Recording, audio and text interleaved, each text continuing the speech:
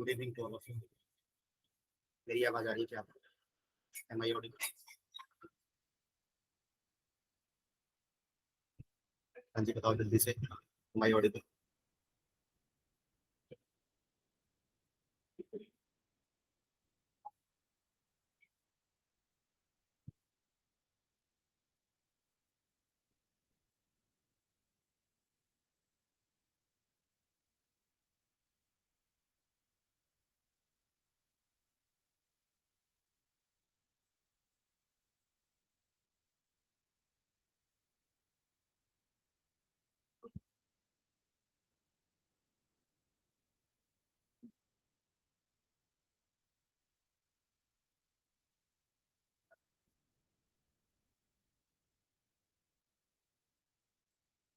हाँ जी, बताओ तो जल्दी से। Am I audible? मेरी आवाज आ रही है क्या? जल्दी बताओ मेरे को, फटाफट से। Am I audible? हेलो, वंदे मातरम सर। Good evening.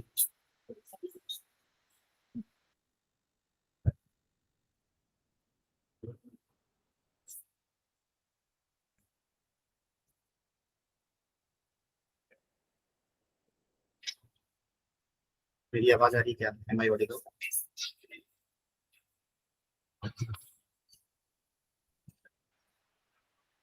हाँ सर, आ रही है। ओके, वेट अ।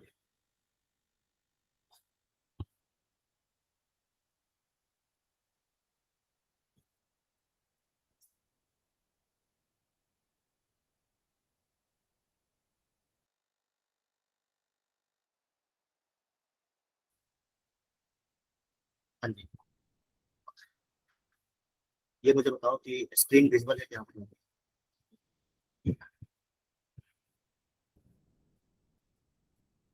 स्क्रीन विजिबल है क्या?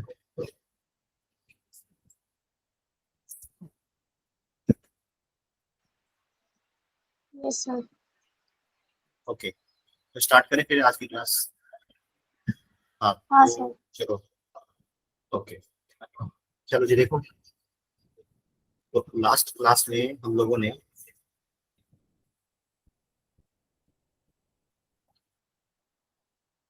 यहाँ पे ध्यान दो। लास्ट क्लास में हम लोगों ने आई थिंक एक्सपोनेंशियल और लॉगरिथमिक ये फंक्शन हो गया था। एक्सपोनेंशियल एंड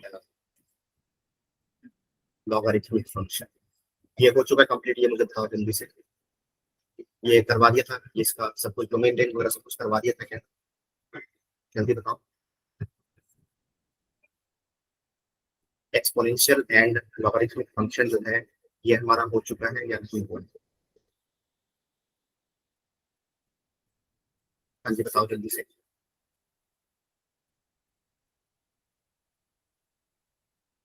हाँ जी बच्चों, जल्दी बता दो। भाई कौन करके बता दो। ये एक्सपोनेंशियल लॉगरिथमिक फंक्शन हो चुका है या नहीं हुआ है?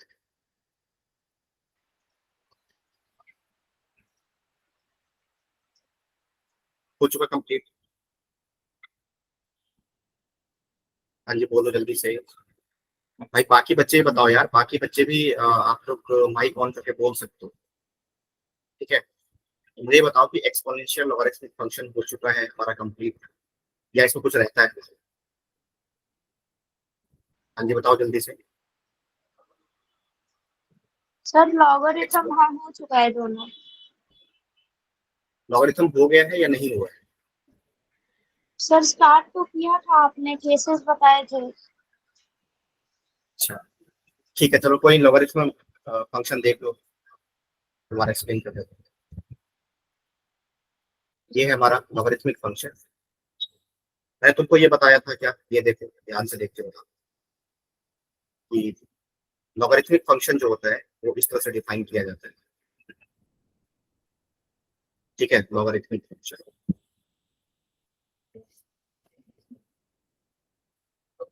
ठीक है, लॉगरिथमिक फंक्शन होता है ऐसे डिफाइन किया जाता है, y is equal to F of x is equal to log yes with sir, ये बेस बताया ए। था। हो गया था, ग्राफ ड्रॉ करवा दिया था इसका। साथ में यहाँ पे तीन कंडीशन होता है सर कि 3 केसेस हाँ बताए थे। हाँ हाँ, ये 3 कंडीशन सेटिस्फाई होना चाहिए। ए पॉजिटिव होना चाहिए, ए 1 के बराबर नहीं होना चाहिए, और तीसरा हमारा एक्स जो है वो भी पॉजिटिव होना चाहिए। ये तीनों कंडीशन जो है वो मैंने बोला था कि हम इसको सॉल्व करेंगे, ऐसे सॉल्यूशन 1 आएगा, इसको सॉल्व करके हमारा सॉल्यूशन 2 आएगा, इसको सॉल्व करके हमारा सॉल्यूशन 3 आएगा। ठीक है, और तीनों के बीच में क्या चलता हुआ है, एंड चलता हुआ है।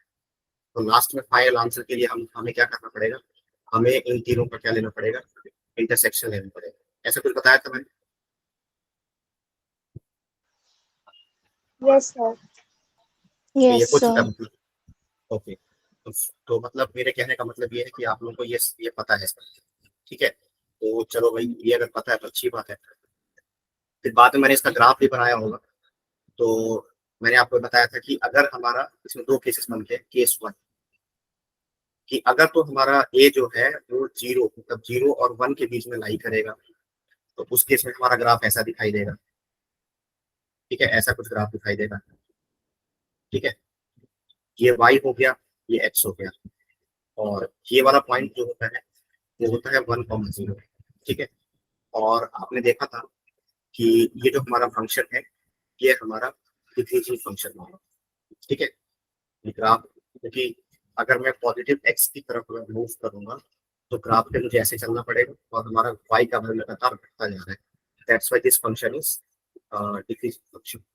ठीक है, तो ये बताया था कि अगर बेस हमारा, और इसमें फंक्शन किस तरह से आएंगे, जैसे मान लो मैं लिखा log 1/2x। ठीक है, इस तरह का फंक्शन log 1/3x। ठीक है, और सेम लॉजिक से log 1/4x। ठीक है, सो इस तरह का आएगा हमारा, उसका ग्राफ ऐसे दिखाई देगा। साथ में इसका डोमेन जो होगा, डोमेन क्या हो जाएगा, डोमेन हो जाएगा इसका 0 से इंफिनिटी। ठीक है, डोमेन भी देख सकते हो, यही 0 से इंफिनिटी। और इसका रेंज क्या हो जाएगा, रेंज हो जाएगा इसका ऑल रियल। ये सब पढ़ चुके हैं ना ऑलरेडी। ठीक है, ये हमारा केस 1। ठीक है, हाँ जी। फिर वहीं पर उसी लाइन पर मैंने तुमको बताया था कि केस 2 भी हमारा होता है। इसी में अगर मान लो कि अगर हमारा केस जो है वो 1 से ग्रेटर हो जाए, है ना, तो उस केस में हमारा फंक्शन इस तरह से दिखाई देगा, log 2x आएगा, log 3x आएगा। ठीक है, log 4x आएगा। फिर इसी में मान लो मैंने ये लिख दिया log ex। ठीक है, तो इसी को मैंने बोला था कि ये ln x के बराबर होता है। हाँ या ना, ये सब हो चुका है ना क्लास में? बता दो भाई जल्दी जल्दी, ये सब हो चुका है क्या? मतलब आप लोगों ने मतलब रिवाइज किया था क्या, ये नहीं पता। आप लोगों ने रिवाइज किया था, जो मैंने नोट्स शेयर किया होगा आपको मिल गया होगा नोट्स। यस तो सर। तो आपको ये याद आ रहा होगा कि ये सब हाँ हम सर। कर चुके होंगे। हाँ, हाँ, तो आप ग्राफ इसका, वगैरह बताया था आपने। हाँ, इसका ग्राफ कैसा दिखाई देगा आप लोगों को? इसका ग्राफ दिखाई देगा ऐसा। ठीक है, देखो ध्यान से, ये आपका y हो, ये आपका x होगा, और इसका ग्राफ ऐसा दिखाई देगा। और ये हो गया आपका 1,0। अब ये जो ग्राफ है हमारा, इसमें क्या हो रहा है कि पॉजिटिव x में बढ़ने पर हमारा y का वैल्यू लगातार क्या हो रहा है, बढ़ रहा है, बढ़ रहा है, बढ़ रहा है। तो that's why this function is increasing function. और आपने यहाँ पे देखा था ये फंक्शन डिक्रीजिंग फंक्शन, ये वाला जो फंक्शन है ये डिक्रीजिंग फंक्शन है। ठीक है, और अगर मैं बात करूं इस वाले फंक्शन की जिसमें हमारा बेस 1 से ग्रेटर हो गया, तो हमारा फंक्शन कैसा फंक्शन होगा, इंक्रीजिंग फंक्शन होगा। ठीक है, दूसरा बाकी डोमेन और रेंज तो वही रहेगा, डोमेन और रेंज तो वही रहेगा, क्योंकि फंक्शन तो सेम ही है। तो डोमेन अभी भी क्या रहेगा, 0 से इंफिनिटी। ठीक है, और रेंज अभी भी क्या रहेगा, ऑल रियल। ठीक है, समझ में आया क्या? तो ये हमारा डोमेन का रेंज हो गया। So this is all about logarithmic function. ठीक है जी, कोई डाउट है तो बता दो तुमको, किसी को कुछ पूछना है अभी तक जो मैंने बताया उसमें कुछ पूछना चाहते थे पूछ सकते हैं। हाँ जी, सर दोनों लोगरिथम फंक्शन है सर। क्या क्या बोल रहे हो? क्या कहना चाह रहे हैं फिर से सर बोलो। दोनों ग्राफ जो है सर लॉग के ही हैं। हाँ बिल्कुल, देखो मैं तुमको यहाँ पे जो हमने डिफाइन किया है, देखो यहाँ पे तुम अगर ध्यान से फॉलो करोगे, देखो मैं दोबारा रिपीट कर देता हूँ ध्यान से। जैसे मान लो कि मैंने लॉग को डिफाइन कैसे किया, इस पे जरा फोकस करो। देखो y बराबर एफ ऑफ एक्स बराबर होता है लॉग ए एक्स, ऐसे डिफाइन किया था हमने। और उसमें मैंने तुमको यहाँ पर 3 कंडीशन लिखवाया कि हमारा लॉग जो होता है, इस वाले जो क्वांटिटी को हम क्या बोलते हैं, यहाँ पर जो ए जो लिखा गया है, इस क्वांटिटी को हम बोलते हैं बेस, ठीक है। और इस क्वांटिटी को हम बोलते हैं आर्ग्यूमेंट। क्या बोलते हैं इसको? आर्ग्यूमेंट, ठीक है। आर्गुमेंट। हाँ, ये 2 क्वांटिटी आपको याद रखते हैं। अब हो क्या रहा है कि यहाँ पर जो लॉग डिफाइन होगा वो 3 कंडीशन के लिए डिफाइन होगा। एक तो तुम्हारा बेस पॉजिटिव होना चाहिए, दूसरा हमारा बेस जो है वो 1 के बराबर नहीं होना चाहिए, सही है, और तीसरा तुम्हारा जो आर्ग्यूमेंट होना चाहिए वो पॉजिटिव होना चाहिए। तो अब तुम बेस पे फोकस करो। तब मैं अगर बेस की अगर बात करूं, बेस बेस मतलब ए, ठीक है, ये वाला ए जो सामने लिखा हुआ है नीचे लॉग के साथ, उसकी बात करते हैं। तो अगर ए को मैं देखना चाहूंगा प्रॉपर नंबर लाइन पे देखना चाहूंगा, तो क्या होगा, ए 0 से आगे होना चाहिए और 1 के बराबर होना चाहिए। तो 0 से आगे मतलब 0 नहीं इंक्लूड करना, तो 0 को हटा दिया। फिर तुमने देखा कि 1 को भी इंक्लूड नहीं करना है अपने आंसर, 1 को भी हटा दिया। तो हुआ क्या कि ए जो है वो 2 पार्ट में डिवाइड हुआ। एक तो ये वाला इंटरवल हुआ, 0 से 1 के बीच वाला इंटरवल हुआ, और दूसरा इंटरवल हुआ 1 से आगे वाला।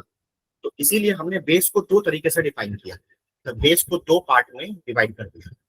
कैसे कैसे डिवाइड किया, एक तुम देख सकते हो यहाँ पे कि एक केस तो हमारा ये है, जब मैंने बेस को 0 से 1 के बीच में रखा है, समझ में आ रहा है? क्योंकि आप यहाँ से देख सकते हो कि बेस हमारा 2 पार्ट में डिवाइड हो जाता है।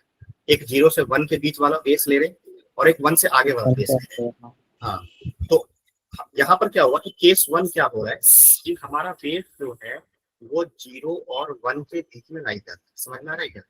तो उस केस में ग्राफ ऐसा बनेगा, इसको याद करनी है अच्छे से, ऐसा बनेगा, ठीक है। ग्राफ याद करना है, डोमेन और रेंज याद करना है, और साथ में ये फंक्शन डिक्रीजिंग फंक्शन है वो भी देखना है। डिक्रीजिंग कैसे देखना सिखाया था? डिक्रीजिंग देखने का तरीका होता है हमारा कि अगर मैं पॉजिटिव एक्स की तरफ मूव करूंगा तो हमारा वाई पे वैल्यू जो है, मतलब वाई का वैल्यू लगातार घटता जा रहा है। देखो ध्यान से, अभी यहाँ पर इतना वाई है, फिर इतना वाई हो गया, फिर इतना वाई हुआ, फिर वाई का वैल्यू लगातार घट रहा है। घट रहा है, कैसे घट रहा है? क्योंकि ऊपर पहले पॉजिटिव वैल्यू था, बाद में नेगेटिव वैल्यू आने लगते हैं। तो मतलब कहने का मतलब ये है कि वाई का वैल्यू लगातार घटता जा रहा है। अगर पॉजिटिव एक्स में बढ़ने पर वाई का वैल्यू लगातार घट रहा है, ऐसा कुछ हो रहा है, तो समझ जाना कि हमारा फंक्शन डिक्रीजिंग फंक्शन होगा, ठीक है। तो ये चीज मैंने बताया यहाँ पे। फिर अगर मान लो बेस तुम्हारा 1 से ग्रेटर हो गया, जैसे इस केस में केस नंबर 2, अगर तो तुम्हारा बेस 1 से ग्रेटर हो गया तो ग्राफ ऐसा बनेगा, this is the graph of logarithm. और अगर ऐसा ग्राफ बनता है तो उसमें क्या होगा कि इस बार तुम्हारा फंक्शन जो है वो इंक्रीजिंग फंक्शन। क्यों? अगर तुम पॉजिटिव एक्स की तरफ अगर मूव करोगे तो तुम्हारा ग्राफ पे ऐसे चलोगे और वाई का वैल्यू लगातार बढ़ता। तो अगर पॉजिटिव एक्स में बढ़ने पर वाई लगातार बढ़ता है तो समझ जाओ कि हमारा फंक्शन जो है वो इंक्रीजिंग फंक्शन है। तो बस यही 2 डिफरेंस याद रखना है कि अगर लॉग का बेस अगर 1 से छोटा होगा, मतलब 0 और 1 के बीच में लाई करेगा, तो ग्राफ तुम्हारा डिक्रीजिंग होगा। और अगर तुम्हारा बेस अगर 1 से ग्रेटर होगा तो ग्राफ तुम्हारा इंक्रीजिंग होगा। इस बात का फर्क क्या पड़ता है? इस बात का फर्क ये पड़ता है, जैसे मान लो सपोज करो कि डिक्रीजिंग इंक्रीजिंग बताने का फायदा क्या है। देखो होता क्या है कि जैसे मान लिया तुम यहाँ पर फोकस करो,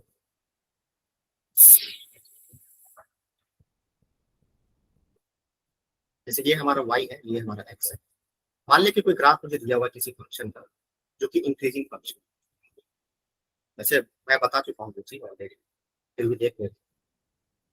इंक्रीजिंग फंक्शन है और ये मान लिया x1 है और ये मेरा वैल्यू है x2। तो x1 के कॉरेस्पॉन्डिंग जो वैल्यू आ रहा है वो आ रहा है मेरा f ऑफ x1। वही है। हाँ, y1 या f ऑफ x1 बोलो, एक ही बात है। और x2 के कॉरेस्पॉन्डिंग जो वैल्यू आ रहा है वो आ रहा है f ऑफ x2। तो यहाँ पर क्या हुआ कि x1 जो है वो x2 से छोटा है। तो अगर हमने फंक्शन f लगाया है यहाँ पे f ऑफ x1, तो वो भी छोटा ही रहेगा f ऑफ x2 से। मतलब मेरे कहने हाँ मेरे कहने का मतलब ये है कि अगर तो तुम्हारा फंक्शन इंक्रीजिंग फंक्शन है तो मतलब दोनों साइड पे एफ लगाने पर मतलब फंक्शन लगाने पर हमारा जो है इनइक्वलिटी के साइन पे कोई फर्क नहीं पड़ेगा, ये चीज ध्यान रखना। Yes sir. ठीक है। अच्छा इसका उल्टा भी ट्रू है, मतलब ये टू वे प्रोसेस है, यहाँ से यहाँ भी आ सकते हो और यहाँ से यहाँ भी जा सकते हो, दोनों बात सही है। मतलब मेरे कहने का मतलब है कि अगर मान लो कोई फंक्शन इंक्रीजिंग फंक्शन है और ऐसा लिखा है F of alpha greater than और equals to F of beta, तो हम क्या करेंगे, यहाँ से अगर मैंने दोनों साइड पे एफ हटा दिया तो हटाने से इनइक्वलिटी के साइन पे कोई फर्क नहीं पड़ेगा, तो ये बात भी सही है। हाँ, यस सर। ये हमें ध्यान रखना है। अच्छा दूसरा केस क्या होगा, दूसरा सिनेरियो हमारा ये हो गया, जैसे मान लिया कि ये हमारा y है और ये हमारा x है। अब तुम ऐसे सोचो कि मान लिया कि ग्राफ हमारा डिक्रीजिंग है, मतलब कोई दूसरा फंक्शन लेट्स से y बराबर f ऑफ x, ये कोई दूसरा ग्राफ है, दूसरे फंक्शन का ग्राफ है और वो डिक्रीजिंग फंक्शन, यहाँ पे तुमको दिख रहा है क्लियर कट, यहाँ पे फंक्शन हमारा डिक्रीजिंग है। तो इस बार क्या होगा, इस बार हमारा हुआ कि ये हमारा x1 है और ये हमारा x2 है, करेक्ट है। अब x1 के कोरेस्पॉन्डिंग जो वैल्यू आ रहा है वो ज्यादा हो गया, इस बार ज्यादा हो गया, और x2 के कोरेस्पॉन्डिंग जो वैल्यू आ रहा है वो हमारा कम हो गया। समझ में आ रहा है क्या? यस मतलब सर। यहाँ पे हुआ क्या कि x1 तो छोटा है x2 से, तुम ध्यान से देखो कि x1 तो छोटा है क्योंकि x पे जितना ओरिजिन से आगे जाओगे उतना तुम्हारा x का वैल्यू बढ़ेगा, लेकिन हुआ क्या कि x1 तो छोटा है x2 से, लेकिन अगर मैंने फंक्शन लगा दिया क्योंकि फंक्शन मेरा डिक्रीजिंग फंक्शन था, तो डिक्रीजिंग होने की वजह से क्या हुआ, दोनों साइड पे एफ लगाए तो इस बार मेरा साइन क्या हो जाएगा, पलट जाएगा, मतलब इनइक्वलिटी का साइन पलट जाएगा। ठीक है, ये बात ध्यान रखने वाली बात है, ये बहुत इंपॉर्टेंट बात है। समझ में आ रहा है क्या भाई? सर जैसे कि माइनस, सर माइनस की संख्याओं को हाँ, माइनस से मल्टीप्लाई करने पे सर उसका जो -1 और -5, तो -5 सर छोटा है तो ज्यादा आ जाएगा, -1 बड़ा है तो कम आ जाएगा। यहाँ पर तुम माइनस पे तो फोकस ही मत करो, यहाँ पे एक्चुअली मैं देखो तुम ध्यान से देखो, यहाँ पे मेरा x1 और x2 ध्यान से देखो दोनों ओरिजिन के राइट में लिया है मैंने, वैसे तुम नेगेटिव लोगे तो भी कोई दिक्कत नहीं, नो सर, मैं मैं तो एक एग्जांपल बता रहा था, एग्जांपल अच्छा बता रहा था सर मैं। हाँ हाँ ओके चलो कोई बात नहीं, जैसे एग्जाम्पल तुम देखो उसको तुम इस चीज से कंपेयर मत करो, जैसे मैं समझ गया तुम क्या कहना चाह रहे हो, तुम ये कहना चाह रहे हो कि सर अगर मान लो कि 5 > 2 ये स्टेटमेंट ट्रू है तो मैंने दोनों साइड नेगेटिव से मल्टीप्लाई किया, तो इस स्टेटमेंट को ट्रू रखने के लिए मुझे साइन को पलटना पड़ेगा, तुम ये कहना चाह रहे हो। बट ये चीज ये चीज अलग है और ये कॉन्टेक्स्ट अलग है। मैं यहाँ पे फंक्शन की बात कर रहा हूँ, मैं डिक्रीजिंग और इंक्रीजिंग की बात कर रहा हूँ। यहाँ पे क्या हो रहा है तुम ऐसे समझो कि मेरा x1 तो छोटा है x2 से, लेकिन अगर फंक्शन डिक्रीजिंग फंक्शन है तो f ऑफ x1 क्या हो जाएगा, ग्रेटर हो जाएगा f ऑफ x2 से, मतलब इनइक्वलिटी का साइन पलट गया। यहाँ पर निगेटिव वगैरह से मल्टीप्लाई हमने नहीं किया है, इस बात को समझो, अभी क्वेश्चन करवाऊंगा तो समझ में आएगा कि मैं क्या कहने की कोशिश कर रहा हूँ। और इसी में देखो जैसे मैंने तुमको पीछे बताया कि यहाँ से यहाँ तक आना अलाउड है, ऐसे ही यहाँ से यहाँ तक जाना भी अलाउड है। मतलब अगर मान लो मेरा फंक्शन डिक्रीजिंग फंक्शन मान लिया तो क्या होगा कि अगर एफ ऑफ अल्फा, चलो इसमें ग्रेटर लिया तो इसमें लेस ले लेते हैं, F of alpha less than beta है, एफ ऑफ बीटा, तो दिस इंप्लाई क्या होगा कि अल्फा अल्फा ग्रेटर देन। हाँ ग्रेटर हो जाएगा, साइन पलट जाएगा। ये बात जो है ना ये बहुत इंपॉर्टेंट बात है, क्योंकि बच्चे सबसे ज्यादा गलती यही करके करते हैं, और मैंने क्यों देख, जैसे फॉर एग्जाम्पल तुम ऐसे सोचो, यहाँ पे आ जाए, जैसे मान लिया कि मैं तुमसे क्वेश्चन पूछा, क्वेश्चन क्या पूछा कि मैंने बोला कि सॉल्व log 1/2x, ठीक है, ग्रेटर देन और इक्वल्स टू क्या ले, चलो 4 ले, ठीक है ओके। अच्छा इसको चलो उल्टा कर देते हैं, लेस कर देते हैं, चलो बढ़िया आंसर आ गया। हाँ लेस कर दिया, ठीक है ये क्वेश्चन। तो अब मैंने बोला बच्चों को सॉल्व करने के लिए, तो सॉल्व कैसे करोगे तुम? जैसे मान लिया, अच्छा लॉग का काम क्या होता है उसके पीछे जरा फोकस करो। देखो लॉग करता क्या है बेसिकली, जैसे सपोज करो कि लॉग हमारा ऐसे लिखा है,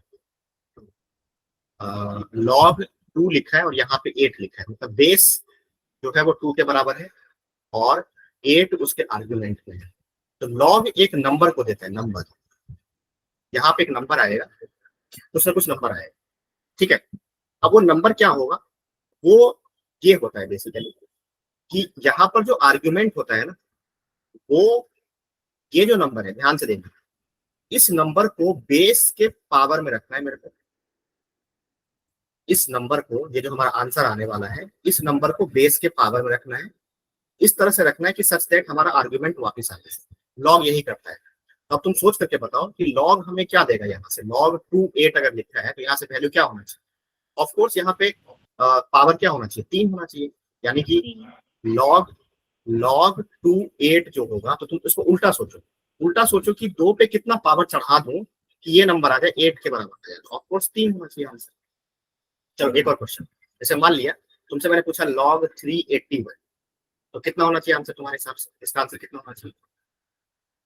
अब तुम उल्टा सोचो, उल्टा सोचो कि लॉग, ये सोचो कि 3 पे कितना पावर चढ़ा दे।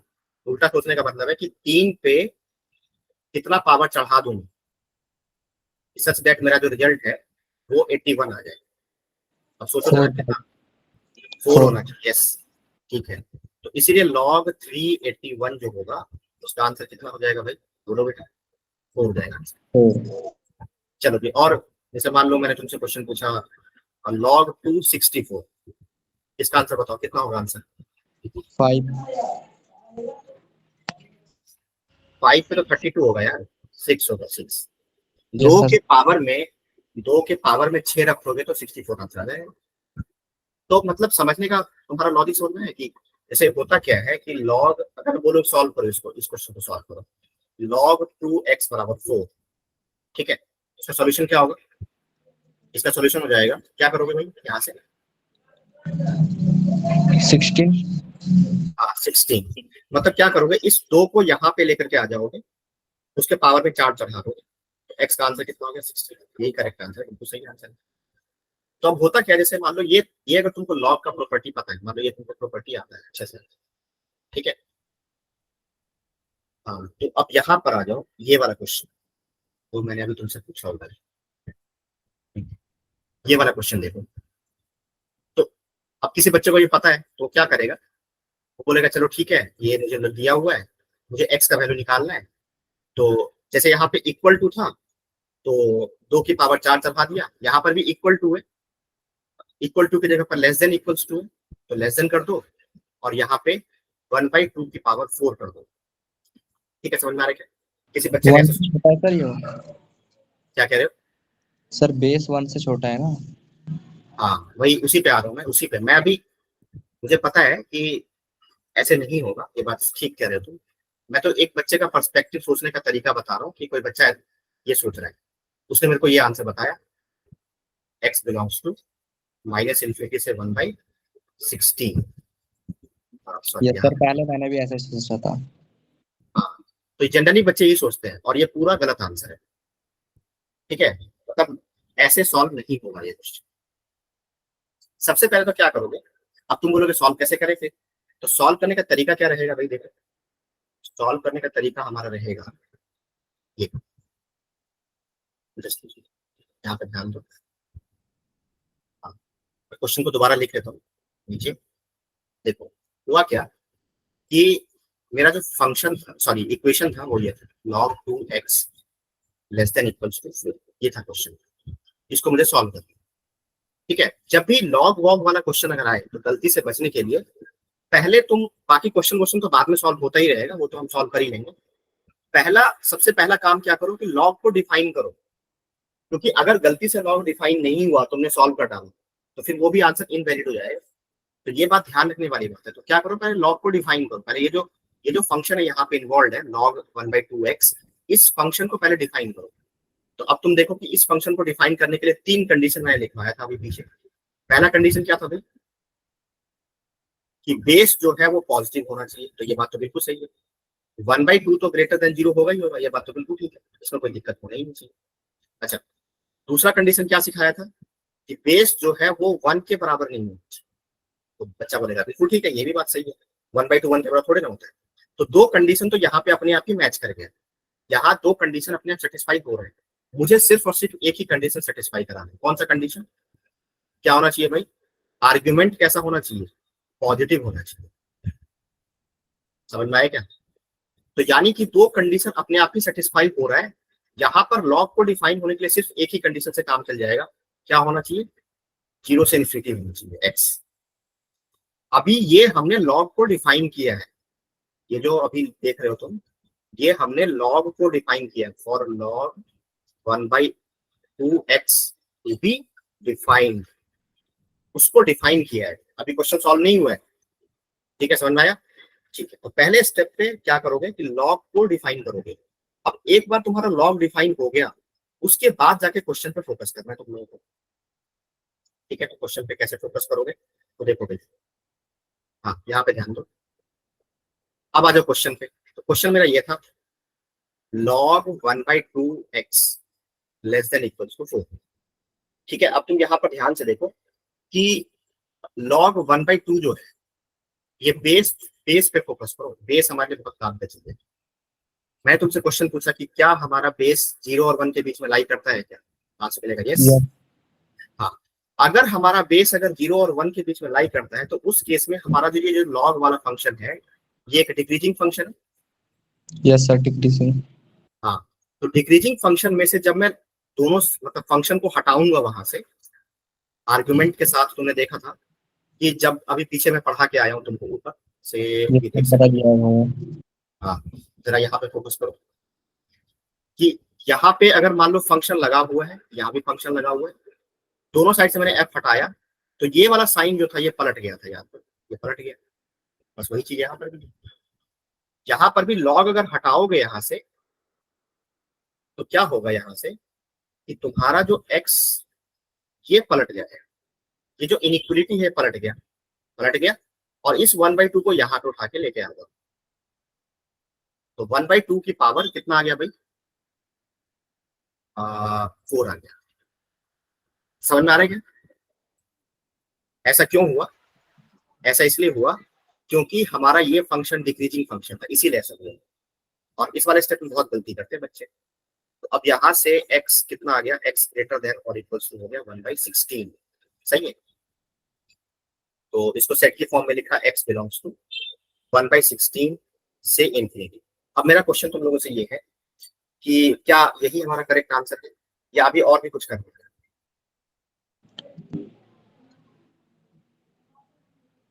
सर ये करेक्ट नहीं है शायद, नहीं है सर।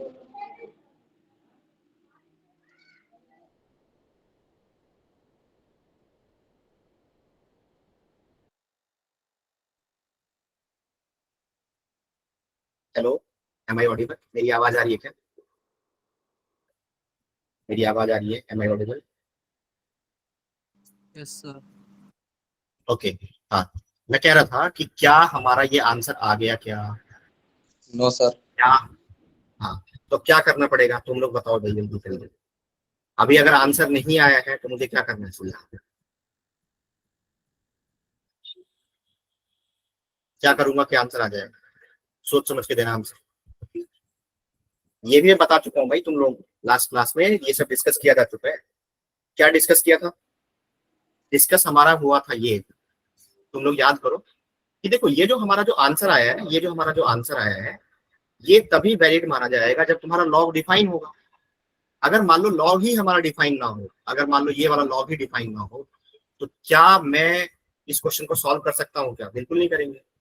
अगर लॉग डिफाइन ही नहीं है तो फिर सॉल्व किसको कर रहे हो?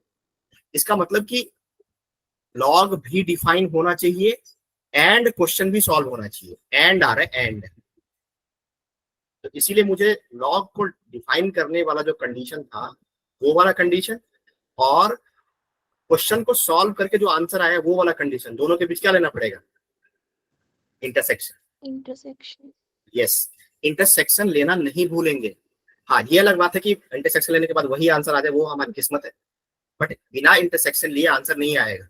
अगर तुमने बिना इंटरसेक्शन लिए आंसर निकाल तो गड़बड़ हो जाएगा, बहुत गड़बड़ हो जाएगा, मामला सीरियस हो जाएगा। क्योंकि जैसे तुम ऐसे देखो, चलो अब इंटरसेक्शन लेके दिखाता हूँ। यहाँ पे ये रहा नंबर लाइन, तो एक सेट है हमारा, 0 है ये, तो 0 से तो आगे रहेगा 1/16 हमेशा, क्योंकि 1/16 होगा 0 पॉइंट समथिंग होगा, 0.600 कुछ भी मान लो, 0.006 मान लो, तो 0 से तो आगे रहेगा वो। तो अब देखो यहाँ पे ध्यान से देखो कि एक सेट है हमारा 0 से इंफिनिटी, ठीक है, और दूसरा सेट है हमारा 1/16 से इंफिनिटी।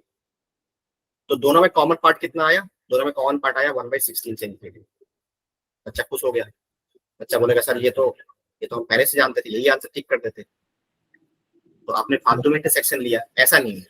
अब जैसे मान लो कि चलो मैं वो भी करके दिखाया था, जैसे मान लो कि सपोज करो यहाँ पे ध्यान करो, मैं थोड़ा क्वेश्चन को मॉडिफाई कर लिया, मान लो वही क्वेश्चन, ठीक है, अभी हमने क्या लिया था, लेस लिया था, अब ग्रेटर कर दो सो, ठीक है। अब देखो क्या होगा, तो सॉल्व किया हमने। पहले तो लॉग को डिफाइन करो, तो for log to be defined, अब ये सब अपना कैलकुलेशन फास्ट रखो, ठीक है। तो ये दो कंडीशन अपने आप मैच कर रहे हैं, मुझे बार बार लिखने की जरूरत नहीं होनी चाहिए, आई होप आपको समझ में आ रहा होगा। तो कंडीशन क्या रहेगा, सीधा सीधा x ग्रेटर देन 0 होना चाहिए, यानी कि x बिलोंग्स टू हो जाएगा 0 से इंफिनिटी। लॉग डिफाइन हो गया। अब लॉग डिफाइन होने के बाद क्वेश्चन सॉल्व करना स्टार्ट किया। क्वेश्चन सॉल्व किया, log 1/2 x ग्रेटर देन 4, तो यहाँ से x लेस हो जाएगा, ये यहाँ पे पहुंच जाएगा 1/2 की पावर 4 हो जाएगा, यहाँ से x हो गया 1/16, करेक्ट है। तो हमारा सेट क्या बन गया, माइनस इन्फिनिटी से 1/16, ओके, 1/16। ठीक है, समझ में आ रहा है? आंसर। हाँ। Yes, sir. अब कोई बच्चा, हाँ अब कोई बच्चा बोलेगा कि सर, अब उस बच्चे ने क्या, जैसे पिछले केस में देखा कि इंटरसेक्शन लिया तो भी वही आंसर आ रहा था, तो उसने उसने ज्यादा दिमाग लगा लिया, उसने ये सोचा कि मैं एक काम करता हूँ, यहाँ भी यही आंसर कर देता, तो ये गड़बड़ हो जाएगा इस बार गड़बड़ हो जाएगा। क्यों गड़बड़ होगा?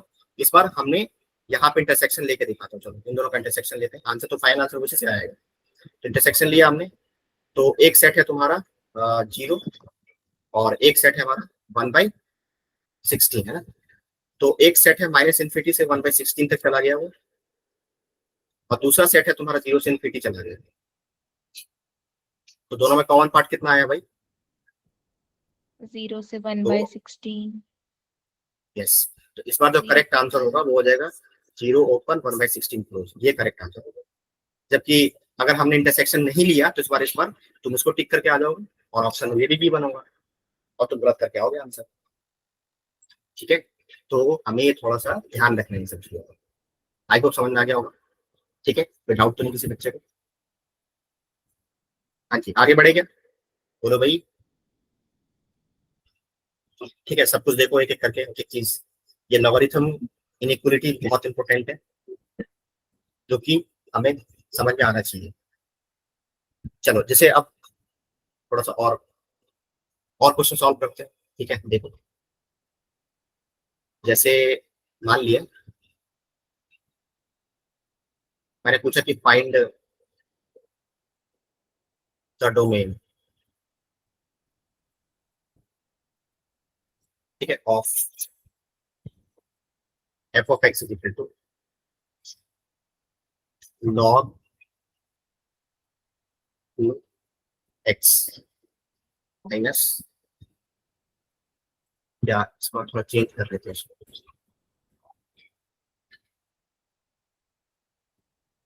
log 16 माइनस एक्स स्क्वायर, ठीक है, ये क्वेश्चन है। हाँ ठीक है, चलो। अब देखो इसमें क्या हुआ कि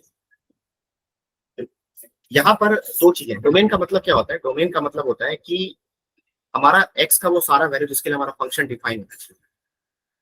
अब फंक्शन यहाँ पे पूरा है, ये पूरा है, यहाँ से लेकर के यहाँ तक ये पूरा एक फंक्शन है।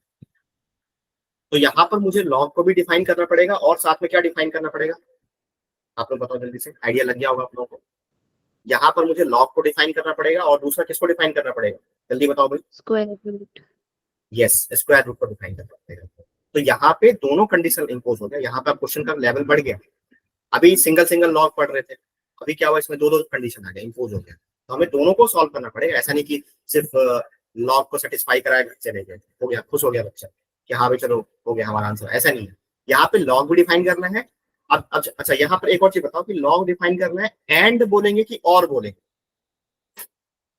मतलब मैंने क्वेश्चन पूछा, हाँ एंड बोलेंगे। तो यहाँ पर लॉग डिफाइन करना है एंड स्क्वायर रूट डिफाइन करना है, और दोनों का डिफाइन होने के बाद दोनों से जो एक्स आएगा उनका इंटरसेक्शन लेना, क्योंकि एंड आया बीच में। ठीक है, तो चलो अब मैं क्वेश्चन सॉल्व कर देता हूँ। देखो सबसे पहले तो लॉग को डिफाइन करो, फॉर, फटाफट से लिखो, for log to be defined. ठीक है, दो कंडीशन सेटिस्फाई हो रहा है यहाँ पे, मुझे लिखने की जरूरत नहीं है। मेरा टू जो है, चलो लिखिए, तो वरना फिर कुछ बच्चे बोलेंगे समझ में नहीं आया। बेस पॉजिटिव है, ये तो सही बात है। बेस 1 के बराबर नहीं है, वो भी सही बात है।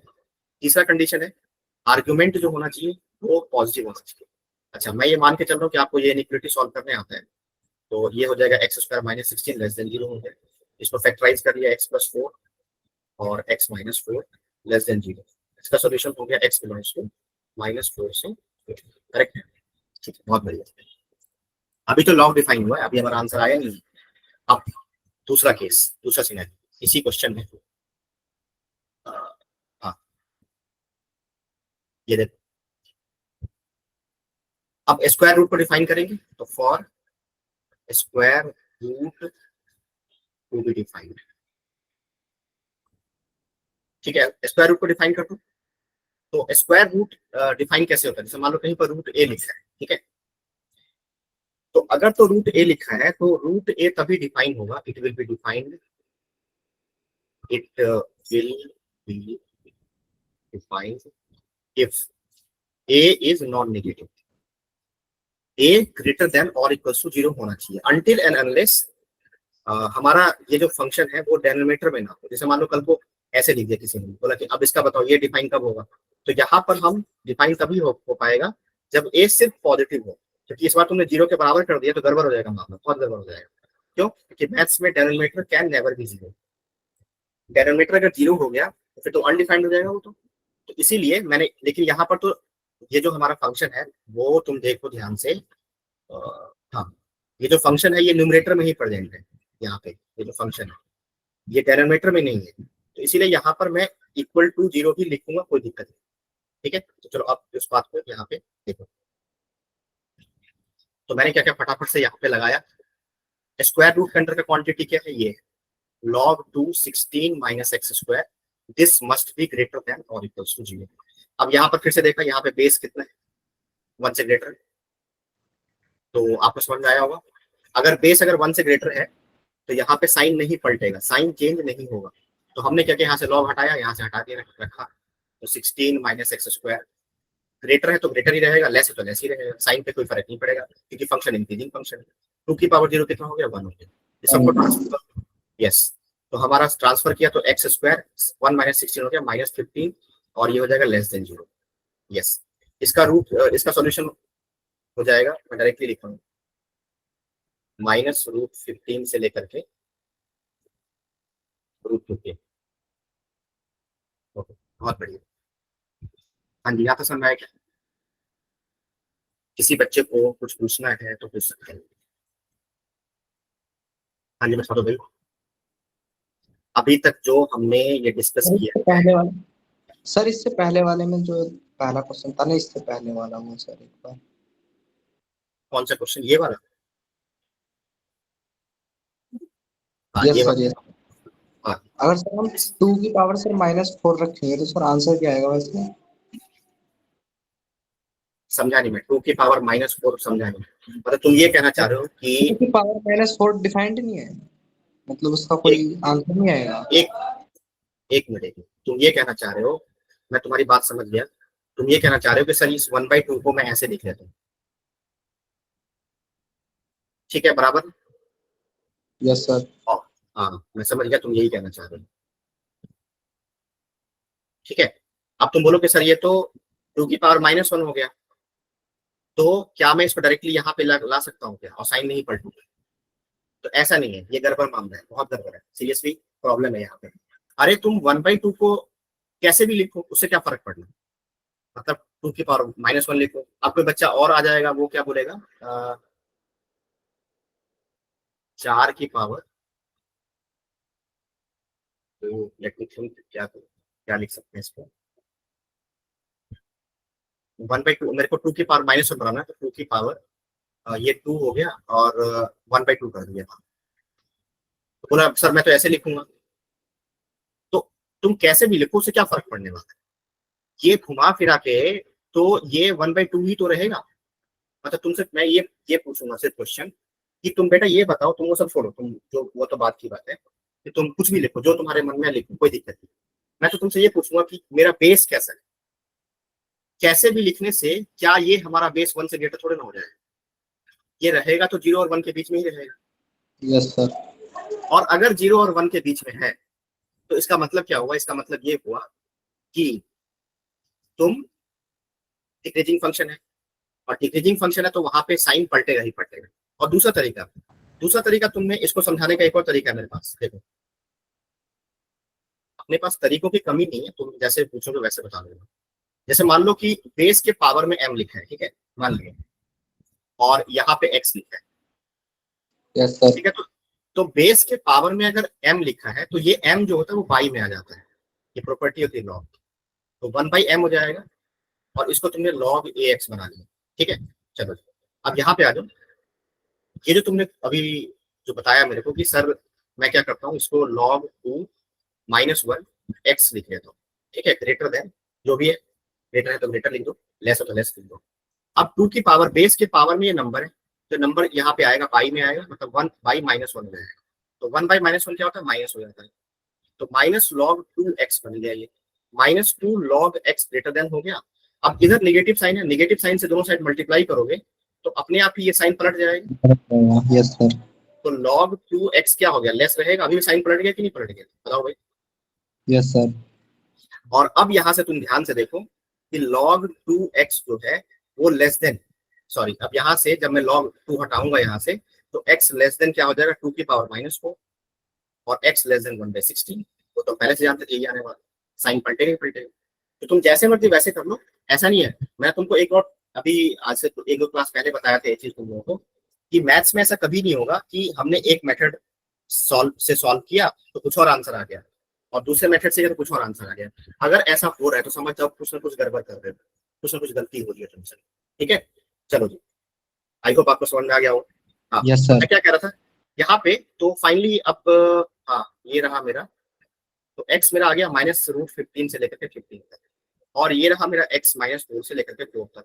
तो अब मैं लास्ट के लिए, क्वेश्चन मेरा क्या है, डोमेन निकालना है, तो डोमेन के लिए स्क्वायर रूट भी डिफाइन होना चाहिए, लॉग भी डिफाइन, तो इसका मतलब क्या हुआ कि एंड लगा है, इसका मतलब मुझे इन दोनों का क्या लेना पड़ेगा, इंटरसेक्शन लेना पड़ेगा, यस इंटरसेक्शन ले लो।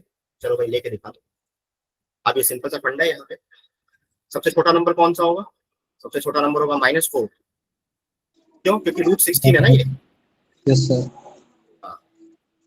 और उसके बाद माइनस किसका नंबर, हाँ फिर किसका नंबर आएगा, √15 फिर और 4। 4, बस।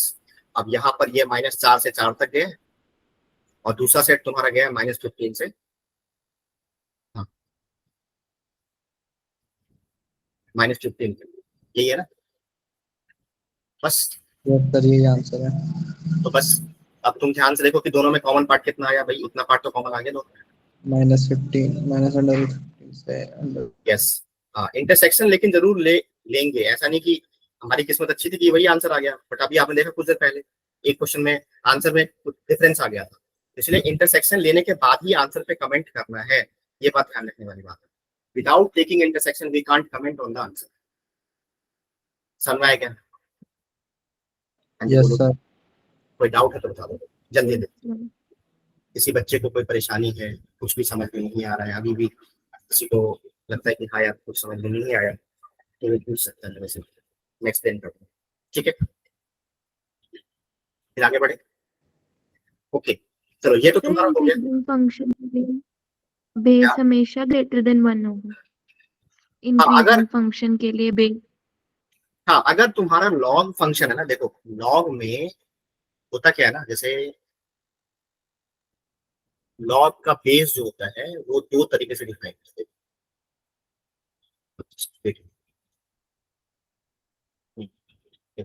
लॉग का बेस, दो चीजें याद रखो बस। अगर लॉग का बेस 0 और 1 के बीच में, समझ में आ रहा है, तो इसका ग्राफ हमेशा डिक्रीजिंग बनेगा, ऐसा बनेगा graph. This is y, this is x, इसका ग्राफ हमेशा डिक्रीजिंग बनेगा, ठीक है। और ये वाला पॉइंट भी याद रखना, ये वाला पॉइंट होता है 1,0, ठीक है। अच्छा, लॉग का बेस अगर 1 से ग्रेटर निकल गया, जैसे 2 हो गया, 3 हो गया, 4 हो गया, कल को लॉग ई लिख दिया तुम लोगों ने, लॉग ई का वैल्यू भी कल पढ़ाया था तुम लोगों ने, 2.71 समथिंग होता है। और ये किस टाइप का नंबर होता है? इरेशनल नंबर होता है, ये भी हम पढ़ चुके हैं, इरेशनल नंबर, ओके फाइन। तो मेरे कहने का मतलब ये है कि log 2x जो है, इसमें बेस 1 से ग्रेटर निकल गया, तो ये पक्का इंक्रीजिंग फंक्शन होगा। इस अगर आप ऐसा भी है, ऐसा होता है हमेशा। तो तुम खुद से सोच के देखो ना, जैसे मान लिया मैंने, तुम ऐसे सोचो कि जैसे अगर इस फंक्शन की अगर मैं बात करूं, इस फंक्शन की अगर बात करते हो, तो तुम ध्यान से देखो कि अगर मैंने 1 से छोटा वैल्यू लिया x की जगह, जैसे अगर हमने x का वैल्यू 1 से छोटा लिया यहाँ पर, तो ये वैल्यू जो y का वैल्यू आएगा पॉजिटिव आएगा। क्यों? क्योंकि हमारा फंक्शन देखो y बराबर log हाफ x लिखा है, और अभी जस्ट मैं पढ़ा के आ रहा हूं तुमको कि इसको मैं ऐसे लिख सकता हूँ, log 2 की पावर -1, और ये x हो गया, ठीक है। अब ये -1 आगे आ जाएगा, ये हो जाएगा -log 2x आ जाएगा, ठीक है। अब हुआ क्या यहाँ पे कि मान लो मैंने x का वैल्यू लिया 1 से छोटा लिया, जैसे 0 और 1 के बीच में, लेट्स से मैंने लिया यहाँ पे एक माइनस साइन लगा हुआ है, log 2, मैंने x का वैल्यू ले लिया 1/2 के लिए, सपोज कि 1/2 इज लेस देन 1, ठीक है। अब तुमको ये भी पता होगा, इससे प्रॉपर्टी याद होगा कि log a लिखा है।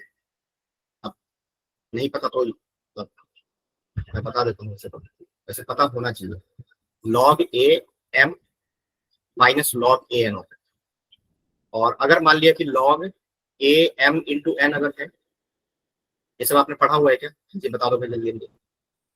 log 11th क्लास में कहीं ना कहीं पढ़ा होगा ये सब चीज। फिर आपने ये पढ़ा होगा कि log का बेस कुछ भी रहे, बस डिफाइन होना चाहिए बस, बाकी आर्ग्यूमेंट अगर 1 होगा तो आंसर हमेशा क्या आता है? 0 आता है। तो क्या किया मैंने यहाँ पर मैंने इसको दो पार्टे ब्रेक कर लिया, m/n वाले फॉर्मूले को लगा दिया। तो log 2 1। अच्छा, एक और चीज बताया तो, अगर log का बेस और आर्ग्यूमेंट दोनों सेम हो गया तो आंसर कितना आएगा? 1 आ जाएगा। क्यों? क्योंकि 2 की पावर 1 ही 2 के बराबर देगा, इसीलिए 1 होता है, ठीक है। तो यहाँ पर हमने दो पार्टे ब्रेक किया, log 2 1 माइनस log 2 2। तो यहाँ पर हो गया माइनस log 2 1 तो 0 होता है, खैर एनीवे 0 हो गया, तो 0 माइनस log 2 2, log 2 2 कितना होगा भाई? 1। log बेस, यस 1, बहुत बड़ी, तो ये 1 हो गया। तो यहाँ से 0 माइनस 1 हो गया -1। अब एक आगे में माइनस लगा हुआ है, मल्टीप्लाई, तो माइनस कितना हो गया? +1 आ गया। तो इसीलिए तुम यहाँ पर देख सकते हो कि 0 से छोटा नंबर होने पर, अब तुम ऐसे सोचो कि 0 से छोटा नंबर लेने पर इस वाले ग्राफ में ही y पॉजिटिव हो सकता है, इस वाले ग्राफ में तो नेगेटिव आ जाएगा। समझ में आ रहा है क्या? तो अब तुम इस वाले ग्राफ के हिसाब से करके देखो, जैसे मान लो log 2 रखा और यहाँ पे x के पर 1/2 ले लिया, तो अब तो यहाँ पे नेगेटिव साइन लगेगा नहीं, क्योंकि यहाँ पर तो सिंपली 2 लिखा है। तो इसको दो पार्ट में ब्रेक किया, log 2 1 माइनस log 2 2। तो log 2 1 तो 0 हो गया, और log 2 2 1 हो गया, तो 0 माइनस 1 कितना हो गया? -1। करेक्ट है? Yes sir. तो इस बार तुमने देखा कि ग्राफ नेगेटिव होना चाहिए, तो नेगेटिव इसी वाले ग्राफ में हो सकता है। तो इसीलिए जब बेस अगर 1 से ग्रेटर है तो ग्राफ ऐसा बनेगा, ये पक्की बात है, ऐसा ग्राफ बनना चाहिए। और इस तरह ग्राफ अगर बनेगा तो फंक्शन इंक्रीजिंग हो गया। क्यों? क्योंकि पॉजिटिव एक्स में बढ़ने पर हमेशा y का वैल्यू लगातार क्या हो रहा है? बढ़ रहा है। और इस वाले केस में क्या हुआ? इस वाले बेस अगर 1 से छोटा है तो ग्राफ ऐसा बनेगा, और हमारा फंक्शन लगातार घट रहा है, तो फंक्शन क्या होगा? डिक्रीजिंग होगा। हाँ जी, आप बताओ, और कुछ डाउट है? No sir. ठीक है, तो आई होप आपको ये समझ में आ गया होगा। ठीक है, आगे बढ़ते हैं। तो लॉग के बारे में कहानी समझ में आया, एक्सपोनेंशियल क्लियर हो गया, लॉगरिथम के दोनों केस क्लियर हो गए, लॉगरिथम के मतलब कॉन्सेप्ट क्लियर हो गया, बेस कब छोटा होगा 1 से, कब ग्रेटर देन 1 होगा, तो ग्राफ कैसा बनेगा, डोमेन रेंज, सब कुछ हमें अच्छे से क्लियर होना चाहिए। और बाकी क्वेश्चन कैसे सॉल्व करना है वही मैंने तुमको बता दिया। ठीक है, क्वेश्चन सॉल्व करने का तरीका क्या रहेगा? पहले लॉग को डिफाइन करो, एंड देन उसके बाद बेस पे फोकस करो, बेस कैसा है, ठीक है। हाँ, आपके बच्चा बोलेगा सर अगर बेस वेरिएबल हो गया तो, जैसे मान लिया, चलो ये भी करवा देता हूं। मैंने बोला कि फाइंड द डोमेन, ठीक है, डोमेन पूछा मैंने, f of x equal to log, क्या ले ले, एक्स स्क्वायर माइनस 9,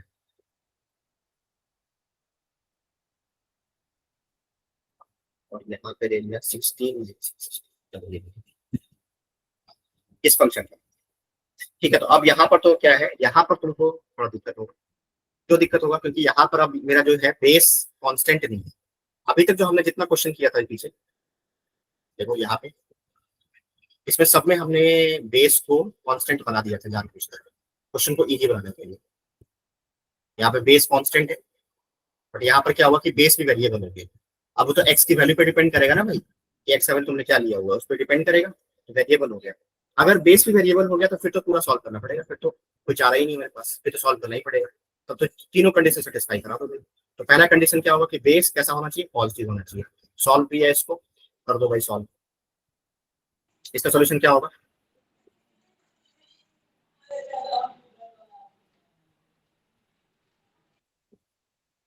ये होगा, ठीक है।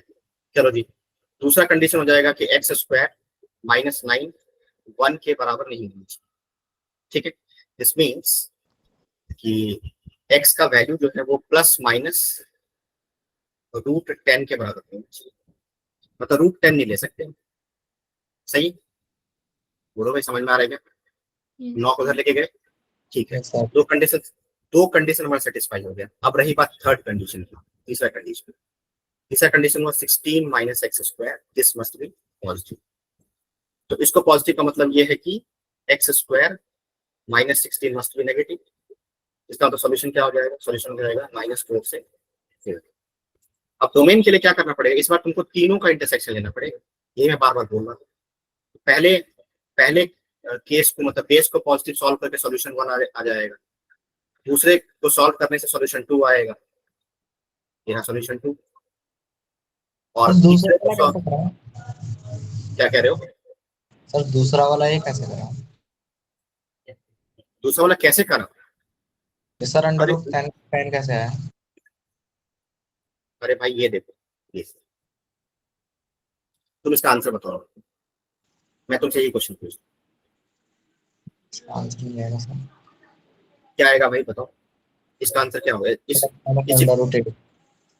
हाँ, तो एक्स स्क्वायर बराबर क्या लिखोगे, 9 को उधर लेके जाओगे 10 आ जाएगा, तो यहाँ से एक्स का वैल्यू क्या होगा, प्लस माइनस √10। तो अगर एक्स स्क्वायर माइनस 9 अगर 1 के बराबर है तो एक्स का वैल्यू क्या आ रहा है, प्लस माइनस √10। अगर ये 1 के बराबर नहीं है तो एक्स का वैल्यू क्या नहीं होगा, प्लस माइनस √10। समझ में आया क्या, सर ठीक है। तो अब देखो, अब क्या करना, क्या तुम लोगों को फाइनल आंसर के लिए, मतलब यहाँ से तुम्हारा ये सॉल्यूशन 1 हुआ, और ये तुम्हारा सॉल्यूशन 2 हुआ, और ये तुम्हारा सॉल्यूशन 3 हुआ। अब तीनों का क्या करो, इंटरसेक्शन ले लो, तीनों का इंटरसेक्शन ले लो। तो इंटरसेक्शन लेने के लिए क्या करो, देखो भाई, सबसे छोटा नंबर कौन सा होगा, सबसे छोटा नंबर होगा -4, -4 देखो, सब सारे नंबर्स में सबसे छोटा कौन होगा, -4, क्योंकि 4 जो होता है √16 के बराबर होगा ना, तो √16 सबसे छोटा होगा ना। हाँ, तो -4 होगा, फिर किसका नंबर आएगा, फिर आएगा -10 का नंबर आएगा। किसी को कुछ पूछना है क्या, हाँ जी बोलो भाई। सर ये अंडर रूट 10 जो है प्लस, सर वो तो बिलोंग कर रहा, सर ये नहीं करना चाहिए ना। हाँ, तो नहीं अभी करेगा ना, अभी वो हम कराएंगे ना उसको, जब मैं बेस फाइनल में आंसर वन, बेस में सर 1 नहीं होना चाहिए। हाँ, तो इसलिए उसको 1 के बराबर नहीं किया मैंने। तो बेस मेरा क्या था, देखो यहाँ पे तुम ध्यान से देखो, बेस मेरा जो है, हाँ हाँ, बेस मेरा एक्स स्क्वायर -9 था। तो हमने क्या क्या यहाँ पे कंडीशन लगाया कि बेस 1 के बराबर नहीं होना चाहिए, तो वही काम कर रहे हैं, यहाँ पे 1 के बराबर नहीं किया, तो वहां से 2 वैल्यू आया, 2 वैल्यू निकल के आया, प्लस माइनस √10 आ गया है ना। सर वो तो है एक्स में, एक्स बिलोंग्स टू उसके ऊपर वाले में। अरे भाई तो जब लिखेंगे, अभी आंसर निकाला कहाँ है भाई, अभी तो इंटरसेक्शन ले ही रहे हैं ना, तो तुम अभी ध्यान से तो देखो पहले। देखो यहाँ पे क्या हुआ कि -4 हुआ, फिर -√10 हुआ, फिर किसका नंबर आएगा, फिर +√10 का नंबर आएगा। Nine. ओ सॉरी, यहाँ पे गड़बड़ हो गई, एक जस्ट। हाँ, फिर किसका नंबर आएगा जल्दी बताओ भाई। फिर -3. किसका, यस, फिर किसका नंबर आएगा, √10 3. 3। फिर किसका नंबर आएगा, √10 फिर किसका नंबर आएगा, 4 यस। चलो जी, अब अभी ये सब हमारा काम हो गया, ठीक है। अब मैंने दोनों सेट को बनाना स्टार्ट किया। एक सेट है हमारा -4 से 4 तक, तो -4 से 4 चलेगी,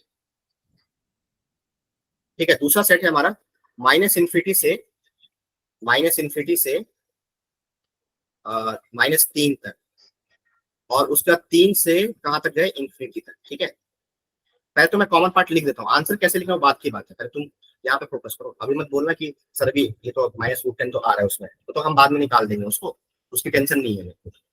यहाँ पे ध्यान से देखो, अभी कॉमन पार्ट कितना आ रहा है भाई, देखो ध्यान से, यहाँ से लेकर के यहाँ तक ये वाला पार्ट, 4 से -3 और 3 से 4 हाँ 3 से 4। तो हमारा जो आंसर होगा वो हम ऐसे लिखेंगे, देखो ध्यान से देखो, -4 से लेकर के -3 तक, ठीक है, यूनियन 3 से लेकर के 4 तक। लेकिन इस इंटरवल में क्या हुआ कि ये भी आ रहा है, -√10 और √10 भी आ रहा है, तो हमने क्या किया, इसको दोनों को बाहर कर दिया, बस ये आंसर। तो क्या दिक्कत है इसमें, इसमें अपने आप सब कुछ मैच करेंगे। हाँ जी, आप बताओ समझ में आएगा या अभी भी डाउट है, Yes. तो सर समझ में आ गया। आगे समझ में ना। हाँ, तो वो तो हम आंसर लिखते टाइम एडजस्ट कर लेंगे अपने आप वैल्यू को, ताकि हमारा आंसर गलत ना हो, ठीक है, वो तो हमारे हाथ में है। तो बाकी लॉजिकली हमें ये समझ में आना चाहिए कि बेसिकली अगर मान लो लॉग वॉग का बेस वेरिएबल हो गया, तो फिर हमें क्या करना है कि फिर वहां पे तीनों केस का इंटरसेक्शन लेना पड़ेगा। तो वो वही काम यहाँ पे किया, तो यहाँ पे मैंने एक क्वेश्चन एक्स्ट्रा करवा दिया, और रूट इसमें अगर इन्वॉल्व करा दे तो फिर और थोड़ा कॉम्प्लिकेटेड प्रॉब्लम हो जाएगा, क्योंकि फिर तुमको रूट भी डिफाइन करना पड़ेगा। तो ठीक है, आप तुम क्वेश्चन को जैसे मर्जी वैसे मोल्ड कर सकते हो, ठीक है। समझ में आया क्या भाई, बोलो भाई जल्दी। यस सर, आ गया समझ में। ठीक है, तो आई होप आपको मतलब एक्सपोनेंशियल और क्या बोलते हैं लॉगरिथमिक फंक्शन, ये दोनों क्लियर है। Yes sir. इसमें कोई डाउट है तो बता दो मुझे, ठीक है। तो अब मैं आगे बढ़ता हूँ, नेक्स्ट हमारा टाइप ऑफ फंक्शन आ जाओ। हाँ चलो, नेक्स्ट टाइप ऑफ फंक्शन है हमारा सिग्नम फंक्शन। सर एक एक क्वेश्चन पूछना था। हाँ जी बोलो। सर जैसे 1/0 सर उसका इंफिनिटी होता है सर, वैसे ही 2 की पावर सर। नहीं नहीं अरे भाई गड़बड़ है, 1/0 किसने बोला इंफिनिटी होता है भाई, वही तो गड़बड़ हो गया। 1/0 is not infinity, that is undefined. हाँ सर, 1/0 तो मैथ्स में, हाँ मैथ्स में लिखना ही पाप है वो, अनडिफाइंड। अब तुम बोलोगे इंफिनिटी, इंफिनिटी तो जैसे इंफिनिटी को तुम क्या बोलोगे, इंफिनिटी को हम ये बोलेंगे कि वो सबसे लार्जेस्ट नंबर है, सबसे लार्जेस्ट पॉजिटिव नंबर है, हम ये ऐसा बोल सकते हैं। बट एग्जैक्टली इंफिनिटी भी क्या है वो हमें नहीं पता, वो नोटेशन है वो भी। लेकिन 1/0 तो हम लिख ही नहीं सकते मैथ्स में। अब लिमिट्स वगैरह हम जब पढ़ेंगे, सेकंड चैप्टर जब तुम्हारा आएगा, तो वहां पे ये 0 अप्रोच होता है, तो जाकर के ये इंफिनिटी की तरफ जाता है, उसको छोड़ दो। बट 1/0 तो अनडिफाइंड अब बोलते हैं, समझ में, ये लिखना ही पाप है मैथ्स में, ये लिख नहीं सकते। वैसे सर किसी की भी हाँ पावर सर वो माइनस में नहीं आ सकती ना सर, किसी की भी पावर माइनस, जैसे देखो, 2 की पावर से कुछ भी रखे तो माइनस में नहीं आएगा आंसर। हाँ बिल्कुल ऑफ कोर्स, जैसे वो तो हम पढ़ ही चुके हैं, एक्सपोनेंशियल फंक्शन पढ़ा के मैं आया था। तो एक्सपोनेंशियल फंक्शन में तुम देखो ध्यान से, वहां भी 2 केस बताए थे कि एक बार ग्राफ हमारा ऐसे बनता है, ये ग्राफ कब बनता है जब हमारा बेस 0 और 1 के बीच में, और दूसरा ग्राफ मैंने ऐसे बनाया था, y और x, जब हमारा बेस 1 से ग्रेटर हो। अब दोनों ही केस में देखो कि हमारा ग्राफ जो है, ध्यान से देखो, हमारा ग्राफ जो है वो x एक्सिस के ऊपर है, और x एक्सिस के ऊपर अगर कोई ग्राफ है तो उसका y हमेशा पॉजिटिव होगा, मतलब फंक्शन हमेशा क्या रहने वाला है, ऑलवेज पॉजिटिव।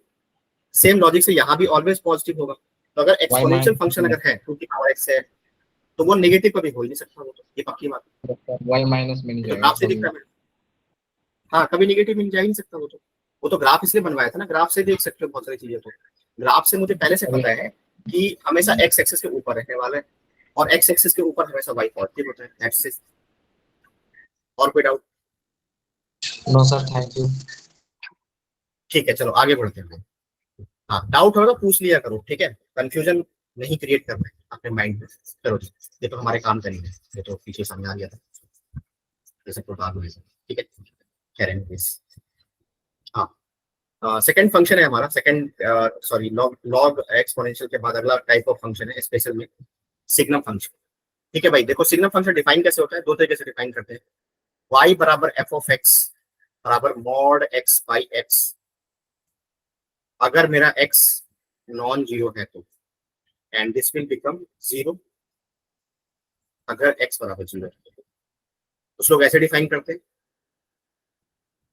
और इसी को डिफाइन मतलब ये उसी को मैनिपुलेशन है, क्योंकि आपको याद होगा कि मॉड x जो होता है वो x के बराबर होता है, ये पढ़ चुके हैं हम ऑलरेडी, जब x बड़ा पॉजिटिव। यहाँ पे मैंने इक्वल टू जीरो नहीं लगाया क्योंकि यहाँ पर इक्वल टू जीरो के लिए अलग से डेफिनेशन दिया हुआ है, दैट्स व्हाई मैंने यहाँ पे इक्वल टू जीरो नहीं लगाया, ठीक है। और माइनस एक्स होता है अगर मेरा x लेस देन जीरो। तो एक बार मैं यहाँ पे प्लस एक्स रखूंगा तो plus x by x, x x cut गया तो वन हो जाएगा आंसर। एक बार माइनस एक्स रखोगे तो माइनस एक्स बाई एक्स हो जाएगा, माइनस वन हो जाएगा। तो कुछ लोग ऐसे भी डिफाइन करते हैं सिग्नल फंक्शन को, y बराबर एफ ऑफ एक्स बराबर वन अगर मेरा x पॉजिटिव है, ठीक है। And this will become zero अगर x जीरो के बराबर है तो, and this will become minus one अगर x मेरा नेगेटिव है। कुछ लोग ऐसे भी डिफाइन करते हैं। दोनों तरीके सेटिस्फाई, मतलब मैनिपुलेशन के बाद जो आ रहा है और जो पहले ऊपर जो लिखवाया है, दोनों दोनों सिग्नल फंक्शन को सेटिस्फाई करते हैं। दोनों में कोई डिफरेंस नहीं है, उसी को लिखने का तरीका है, ठीक है। अब ग्राफ कैसा बनेगा, अब याद करो, ग्राफ ऐसा बनता है इसका। देखो भाई, यहाँ पे हमारे पास तीन ग्राफ्स बनेंगे। एक तो y बराबर वन लाइन आ रहा है, तो एफ ऑफ एक्स को भूल लो तुम, अभी ऐसे देखो y बराबर वन, ठीक है। कब? जब x मेरा पॉजिटिव, ठीक है। फिर अगला है y बराबर जीरो इफ x बराबर जीरो। अब y बराबर जीरो इफ x बराबर जीरो, तो पॉइंट हो गया। कौन सा पॉइंट हुआ, सोच के बताओ, आंसर जल्दी बताओ भाई। कोऑर्डिनेट ज्योमेट्री तुम लोगों ने 11th क्लास से पढ़ा हुआ है, तो सोच के बताओ। y बराबर जीरो इफ x बराबर जीरो, ये कौन सा पॉइंट होता है? हिंदी में हाँ, ये बता कौन सा सर, पॉइंट होगा? क्या कह रहे हो? सर पॉइंट सर, मूल बिंदु, क्या बोलते हैं सर इसमें? हिंदी अरे में भाई पता है ये सर। ऑरिजिन, हाँ हिंदी सर, में क्या बोलते ओरिजिन सर, मूल हो? बिंदु ओके बोलते हैं। ओके ओके, ठीक है ठीक है, मूल बिंदु, ठीक है। भाई मेरे को हिंदी नहीं पता, तुम लोग बता देना मेरे को, मेरे को हिंदी नहीं पता, ठीक है। इंग्लिश मैं पता था, ऑरिजिन, भूल गया था, शब्द भूल गया था। ठीक है। हाँ, तो ये ओरिजिन हो गया, ठीक है, करेक्ट है भाई, ये ओरिजिन हो गया। और दूसरा एक और है यहाँ पे, y बराबर माइनस वन है अगर तुम्हारा x less than zero, correct है भाई। अब यहाँ पे ध्यान से देखो, मैंने ग्राफ को बनाया यहाँ से ऐसे, मेरे पास ये तीन कंडीशन आएंगे, देखो ये y हो गया और ये x हो गया, ठीक है। अब यहाँ पे ध्यान से देखो, y बराबर जो वन लाइन होगा वो ऐसे खींचा जाएगा ऐसे, ठीक है। दिस इज y बराबर वन लाइन, ठीक है। Yes sir. यहाँ पे देखो ध्यान से,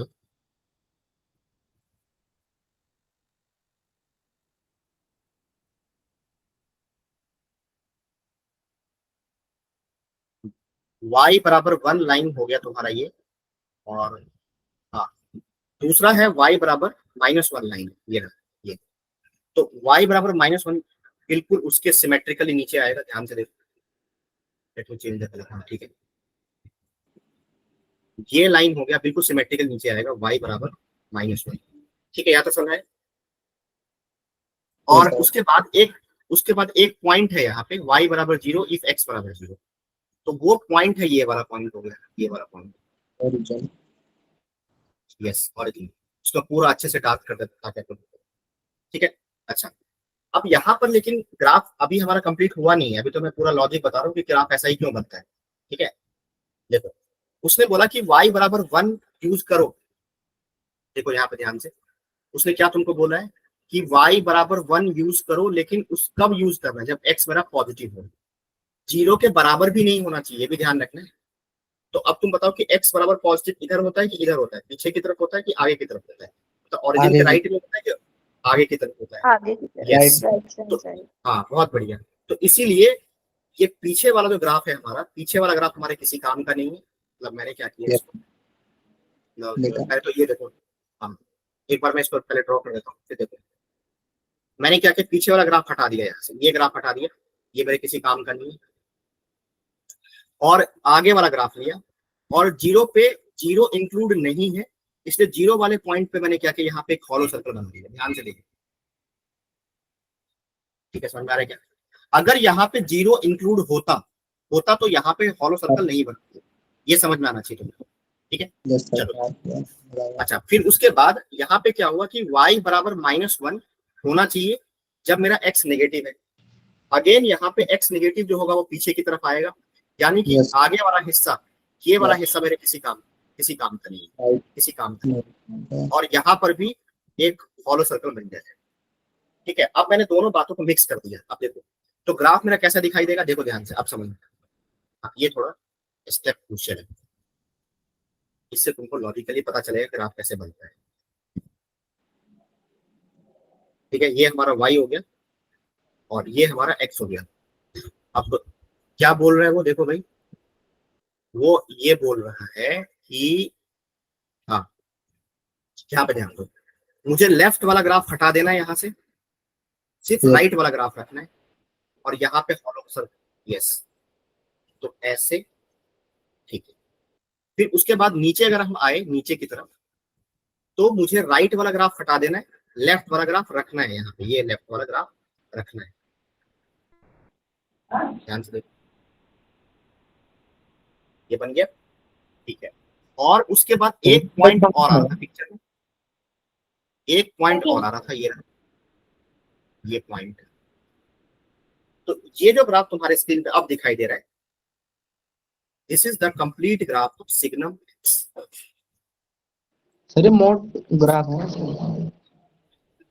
क्या कह रहे हो? 11th में पढ़ा था, मैंने समझ में नहीं आया था, मोड ग्राफ है ना सर ये। अरे मॉड का ग्राफ ऐसे होता है भाई, मॉड का ग्राफ ऐसे होता है, ये होता है मॉड।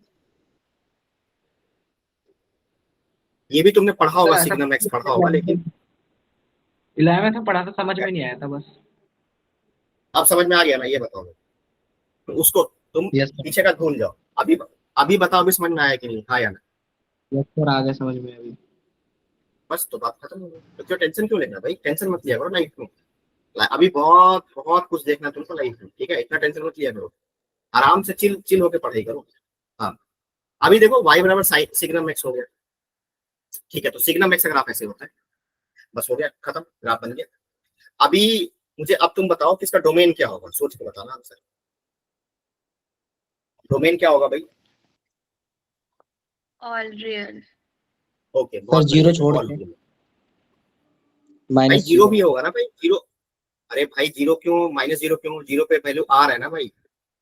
देखो यहाँ पे ध्यान से, y का वैल्यू मेरे को मिल गया ना ऊपर, अभी जो डेफिनेशन पढ़ाया था मेरे को। हाँ, ये देखो,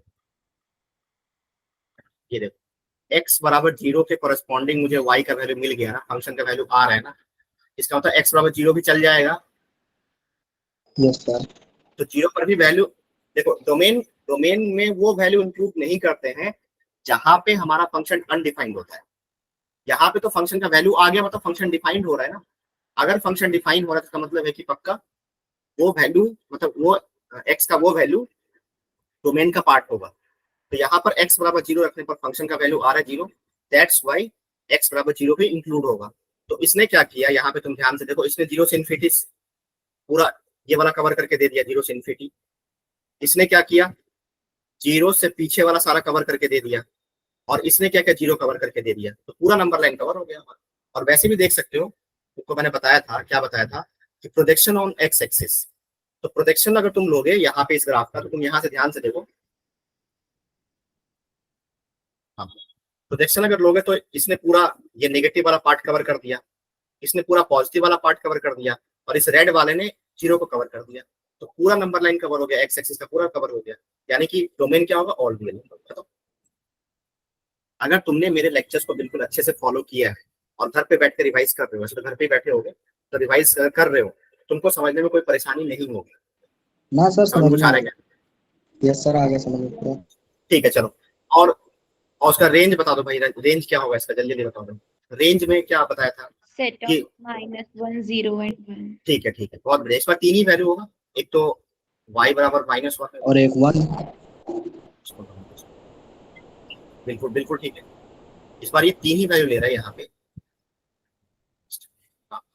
y बराबर -1 है, ये y बराबर 1 हो गया और ये y बराबर 0 हो गया। यानी कि इस बार तीन ही वैल्यू लेगा। क्या क्या लेगा? -1 लेगा, 0 लेगा और 1 लेगा। तो यही हमारा रेंज हो गया, ये हमारा आंसर हो गया। ठीक है। Yes sir. कोई डाउट है तो बता दो। No sir. अगर कुछ पूछना है तो पूछ सकते हो, मैं तभी आगे बढ़ूंगा जब आप लोग मुझे बोलोगे आगे बढ़ोगे। ठीक है, तो ये हमारा सिग्नल का ग्राफ हो गया और सिग्नल ग्राफ में कोई परेशानी नहीं होनी चाहिए आप लोगों को। ठीक है, this is the complete graph of signal, that's it, simple है। अब जैसे इसमें तुमको मैं एक दो चीज और पूछ सकता हूँ। जैसे मान लो मैंने तुमसे पूछा कि से इसका वैल्यू बताओ सिग्नम। अच्छा, कुछ कुछ बुक्स में ऐसे भी लिखते हैं सिग्नम SGN, तो भी उसका कोई फर्क नहीं पड़ता, तो दोनों एक ही पड़ता है। सिग्नम एक्स लिखो चाहे SGN लिखो, सेम। ठीक है, सिग्नम तुमसे मैंने पूछा क्या है, 3 माइनस साइन एक्स, क्या बताओ क्या होगा इसका आंसर?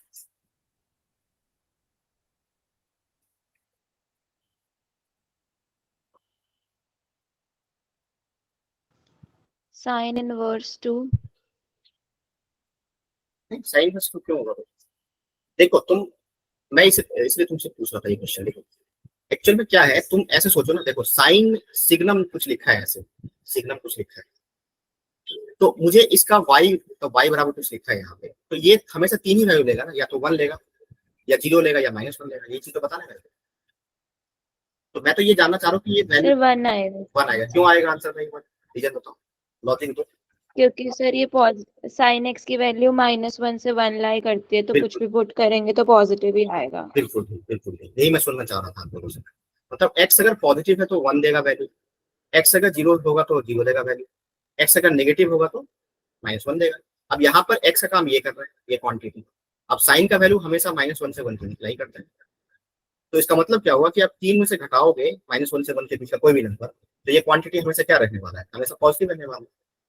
अगर ये हमेशा पॉजिटिव है, साइन सिग्नम का आर्ग्यूमेंट अगर पॉजिटिव हो गया तो उसका वैल्यू हमेशा क्या होने वाला है? 1 होने वाला है। एज सिंपल है। हाँ जी, कुछ समझ में आ रहा है क्या? सर इसके क्वेश्चन ऐसे ही आते हैं।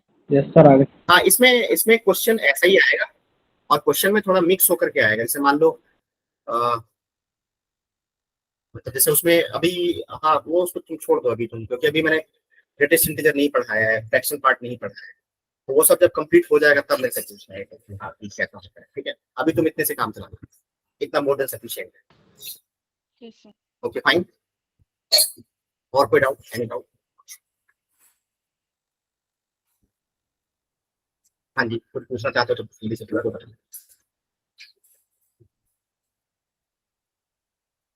ठीक है, तो सिग्नम एक्स हो गया हमारा, और ये हमारा एक्सपोनेंशियल लॉगरिथमिक फंक्शन हो गया। ये सब हमारा कंप्लीट हो गया। अब चलो मैं तुमको कुछ होमवर्क देता हूँ, आपको क्या करना है वो होमवर्क तब सॉल्व कर जरूर करना है। सॉल्व हो चाहे ना हो वो अलग, दैट इज डिफरेंट थिंग, आपको ट्राई जरूर करना है, एफर्ट जरूर लगाना है। ठीक है, तो मैं आपको लॉग पर बेस, हाँ लॉग पर बेस में आपको कुछ होमवर्क दे देता हूँ। ठीक है, तो थोड़ा आपके लिए सही रहेगा प्रैक्टिस के लिए। सिग्नम वाले भी दे देना। आपको क्या करना है? कौन वाले? सिग्नम जो भी करवाया। सिग्नम अभी छोड़ दो, सिग्नम में ज्यादा कॉम्प्लिकेटेड होता नहीं है, सिग्नम को छोड़ दो। तो तुम बस अभी लॉग वॉग पे फोकस करो, लॉग ज्यादा इंपॉर्टेंट है हमारे, थोड़ा क्वेश्चन कॉम्प्लिकेटेड होता भी है, तो मैं उसी पे बेस दे रहा हूँ तुमको। डोमेन पता करना है, find the domain. Of the following function. Try जरूर करोगे सारे बच्चे, ठीक है। पहला first log x minus 1 x plus 3 9 minus x square, ठीक है। सेकेंड रूट अंडर log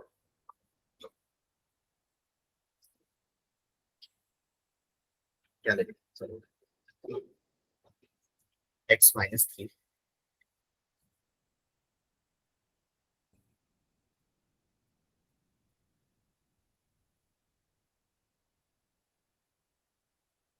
चलो सिंपल है 4 minus 6, ठीक है। फिर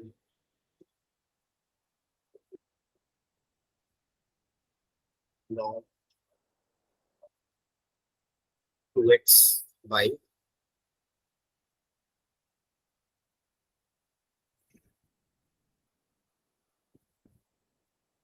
3 minus x into 16 minus x square, ठीक है।